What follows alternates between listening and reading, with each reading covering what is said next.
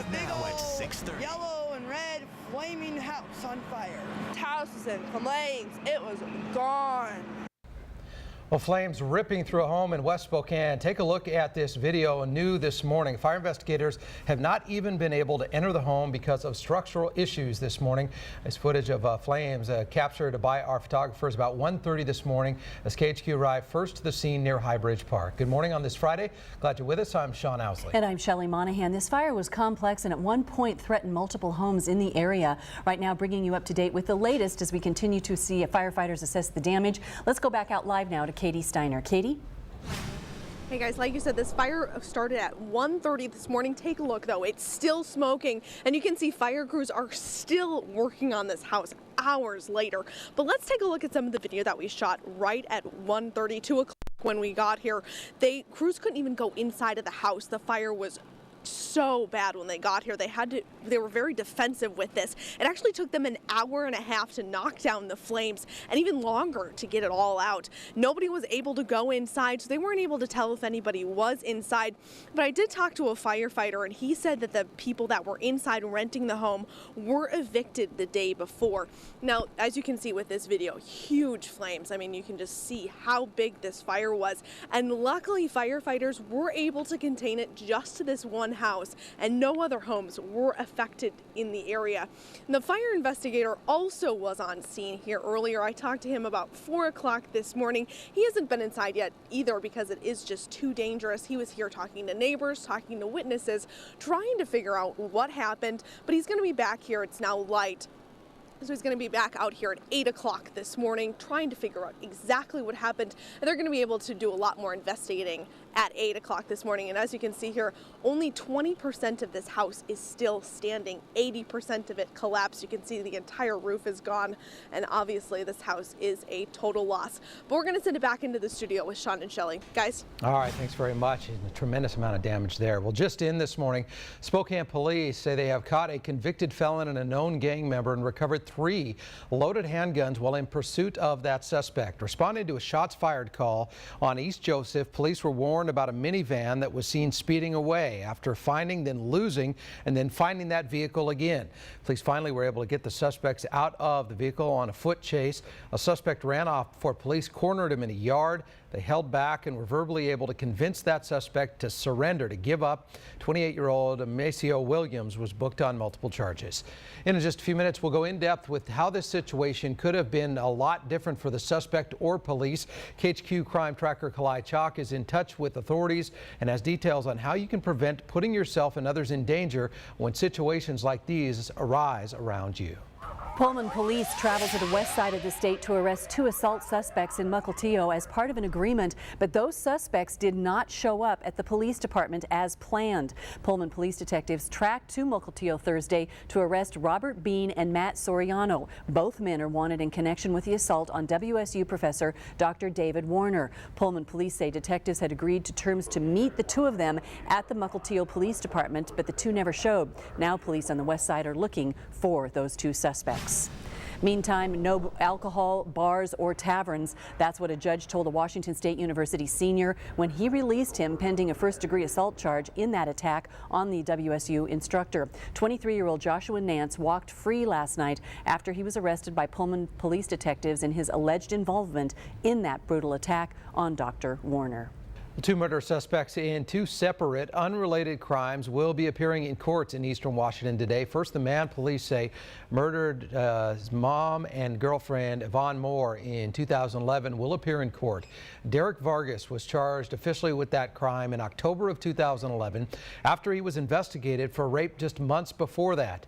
Yvonne Moore was found dead in an alleyway east of Spokane. When police found her, she had tire tracks over her body. Those tire tracks were matched to Vargas's truck. We'll have details on Vargas's court appearance tonight on KHQ Local News.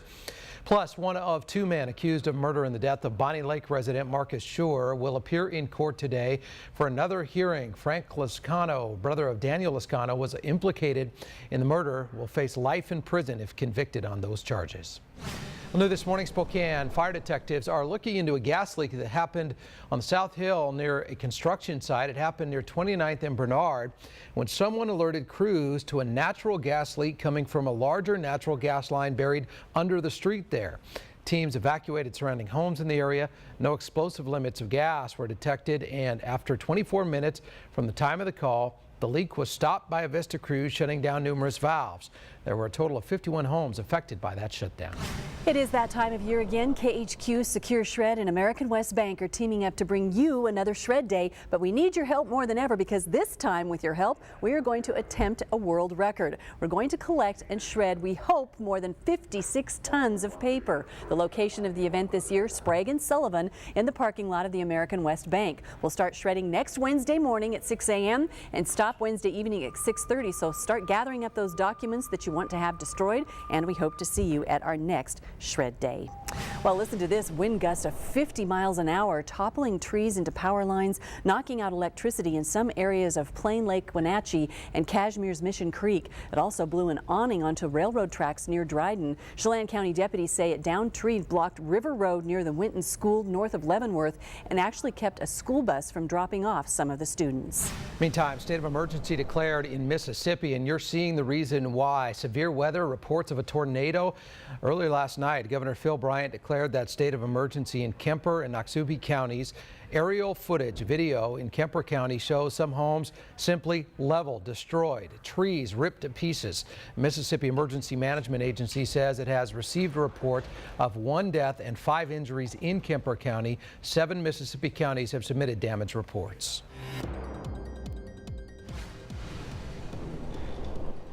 And that severe weather across parts of the southeast is all part of a major storm system, bringing as much as a foot of snow to portions of Minnesota. There you can see the national satellite and radar.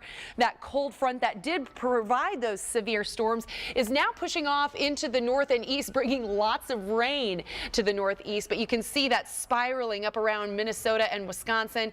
Again, as much as a foot of snow fell in portions of the Midwest. So it could be worse, but we are going to be dealing with a little bit of weather of our own. Right now it's 33 in Spokane and Pullman, 34 in Coeur d'Alene. Right now we're seeing partly cloudy skies across the area, but those clouds will continue to fill in as we go through the day today. Partly cloudy skies until about mid-afternoon. Then we'll see mostly cloudy skies with potentially some light rain around 5 or 6 o'clock. We do have the potential for some rain-snow mix and definitely winds. I'll have all of your forecast details coming up in a couple of minutes. Sean and Kalai.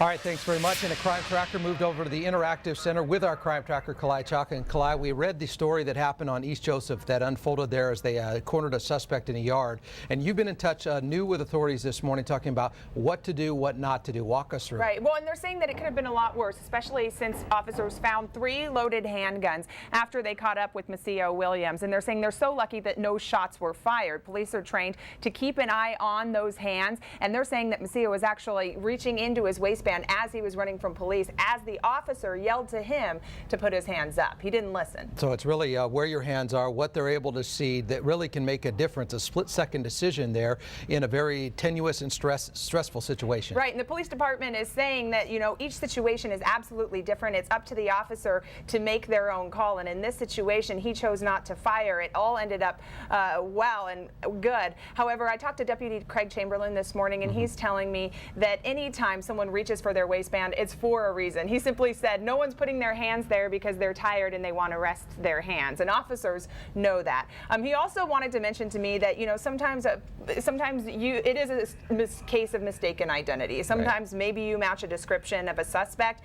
Just listen to authorities. Once they realize that you're not involved, they're going to get it straightened out. But bottom line is, officers telling you to put your hands up, officers giving you commands, just listen. Yeah, and it's a tough situation because obviously there was a vehicle chase, then a foot pursuit, and that suspect got cornered. It could have been a very different, but that suspect now in custody.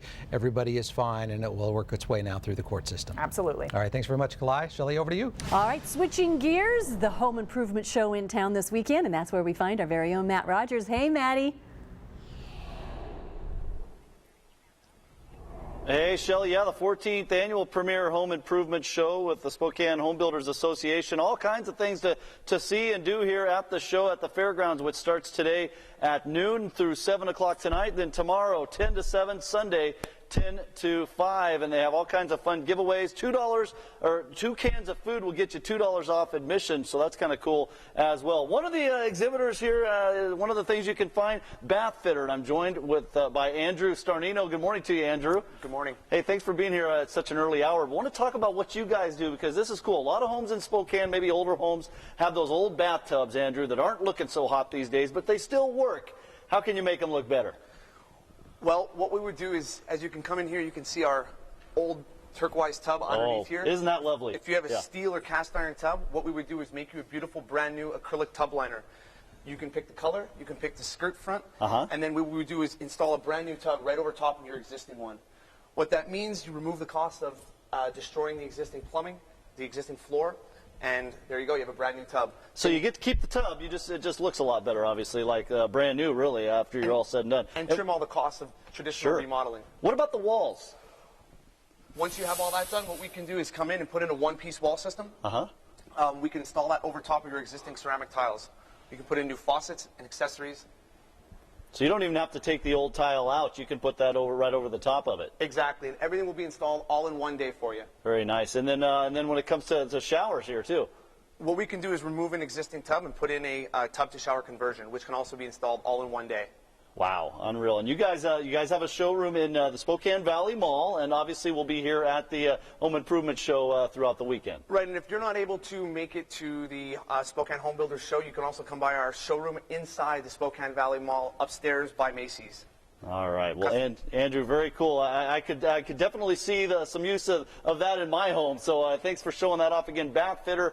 Andrew, thanks so much for sharing that with us. Thanks a lot. And best of luck to you this weekend at the show. And I tell you what, Sean and Shelley, obviously Andrew, just one of over 200 different exhibits here at the show. So really, if you have a project you need to do inside or out, there's a good chance they're going to have somebody here that can talk you through that and get you the information that you need, not only information, but the products that you need as well. Guys, and it's supposed to be nasty out this weekend, so this probably makes sense, right? Yeah, going indoors to the show itself. But I got to tell you, that is really impressive that you don't have to remove the old tub or the old shower. They just come in and lay everything over the top of it. Right over the top. You have the ledge, you have the wall system there, and obviously enclosed it, and obviously removes the trouble of getting, in some of those older homes that we have around the area. I know they have those old cast iron huge tubs that were actually brought in before they walled in the bathroom.